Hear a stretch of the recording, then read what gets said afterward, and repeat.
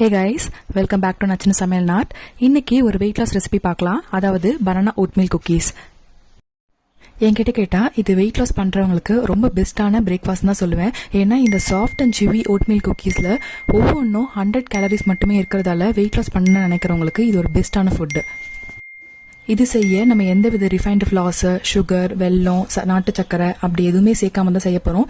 இந்த வீடியோவை அவன் வச்சு எப்படி செய்யலாம் இல்லைன்னா அவன் இல்லாம எப்படி செய்யலாம்ன்றதை எக்ஸ்பிளைன் பண்ணிருக்கேன். கண்டிப்பா ஸ்கிப் பண்ணாம பாருங்க. நீங்க வெஜிடேரியனா இருந்தா ஃபர்ஸ்ட் ஒரு மிக்சியில 2 டேபிள் ஸ்பூன் ஃபிளாக் சீட்ஸ் சேர்த்துட்டு அரைச்சு எடுத்துக்கோங்க. எக்கோட ரீப்ளேஸ்மெண்ட் தான் இந்த ஃபிளாக் சீட்ஸ். இதுக்கு பதிலாக நீங்க ஒரு பெரிய முட்டை கூட டைரக்டா பயன்படுத்திக்கலாம்.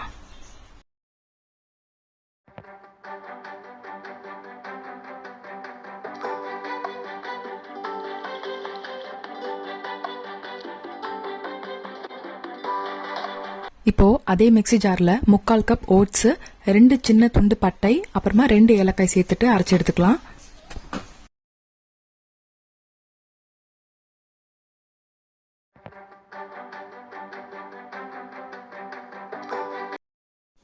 இப்போ அதே ஜார்ல 10 to 12 சீட்ஸ் ரிமூவ் பண்ண பேரிச்சம்பழம் சேர்த்துக்கிறேன்.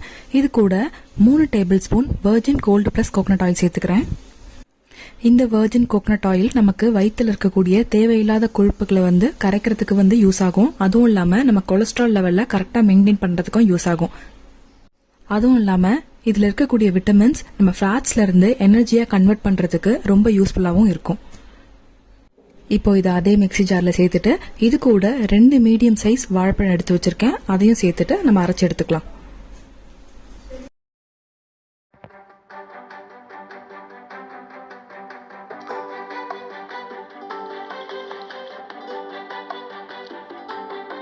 இது கூட 3/4 கப் ரோல்ட் ஓட்ஸ் சேர்த்துக்கலாம். இது கூட 1/4 கப் நறுக்கிய பாதாம், கொஞ்சமா வால்நட்ஸ், ஒரு சிட்டிகை உப்பு, 1/2 ஸ்பூன் பேக்கிங் பவுடர் சேர்த்துட்டு நல்லா கலந்துக்கலாம்.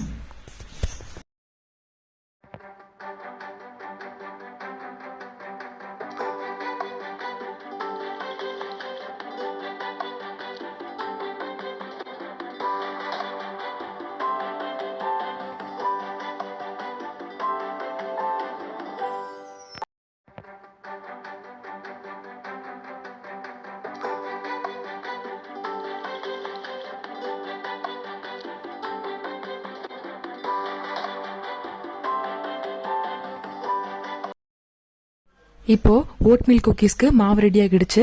இதை 15 மீடியம் சைஸ் பாலா பிரிச்சு எடுத்துக்கலாம். இது இந்த மாதிரி ஸ்மூத்தா உருட்டினதுக்கு அப்புறமா நம்ம லைட்டா கையை வச்சு தட்டி எடுத்துக்கோங்க. அப்பதான் நமக்கு விரிசல் விடாம இருக்கும். இப்போ இந்த குக்கீஸை ஒரு பேக்கிங் ட்ரேல அரேஞ்ச் பண்ணி வச்சுக்கலாம். இது கீழே நான் பட்டர் பேப்பர் போட்டு வச்சிருக்கேன். அப்படி இல்லைன்னா நீங்க பட்டர் அப்ளை பண்ணிட்டு வச்சுக்கலாம்.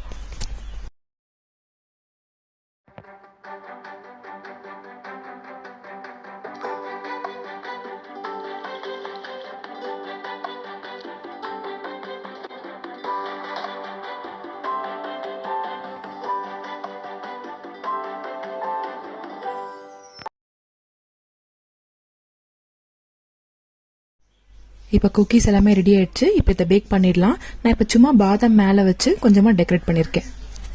இன்னைக்கு எனக்கு 8 சின்ன சைஸ் குக்கீஸ் கிடைச்சிருக்கு, 9 மீடியம் சைஸ் குக்கீஸ் கிடைச்சிருக்கு. இந்த சின்ன சைஸ் குக்கீஸ் எல்லாமே நான் ஸ்டவ்ல எப்படி பண்ணலாம் அப்படிங்கறத காட்டுறேன். இந்த பெரிய மீடியம் சைஸ் குக்கீஸ் மைக்ரோவேவன்ல எப்படி பண்ணலாம் அப்படிங்கறத பார்க்கலாம். கேஸ் ஸ்டவ் யூஸ் பண்ணி பண்ணேன். இன்னைக்கு நான் ஒரு அகலமான பாத்திரம் எடுத்திருக்கேன். அது கீழே ஒரு சின்னதா கிண்ணம் வச்சிருக்கேன். இந்த கிண்ணம் அந்த பாத்திரத்தோட எட்ஜஸ்ல டச் ஆகக்கூடாது. இது ரொம்ப முக்கியம். குக்கீஸை பேக் பண்றதுக்கு முன்னால நம்ம பாத்திரத்தை ப்ரீ ஹீட் பண்ணிக்கலாம். இது இப்படியே ஒரு 10 நிமிஷம் மூடி போட்டு மீடியம் ஃபிளேம்ல வச்சுக்கோங்க. அது ப்ரீ ஹீட் ஆயிடும். அதுக்கப்புறம் இந்த பேக்கிங் ட்ரே உள்ள வச்சிடலாம். இந்த பேக்கிங் ட்ரேயோட சைட்ஸ் இந்த பாத்திரத்தை டச் ஆகக்கூடாது. இது ரொம்ப முக்கியமா பார்க்கணும் நீங்க, இல்லைன்னா குக்கீஸ் எல்லாமே கரைஞ்சிரும். இதை மீடியம் ஃபிளேம்ல 30 to 35 மினிட்ஸ் அப்படியே வச்சுக்கலாம். இப்போ அது வைக்கிறதுக்குள்ள இன்னொரு ட்ரேவை அவன்ல வச்சிடலாம்.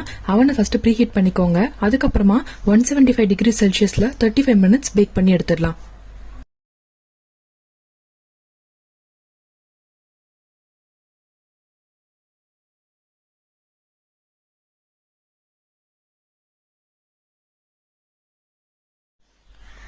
இப்போ ரெண்டுத்துல பண்ணதும் நல்லா வெந்துடுச்சு.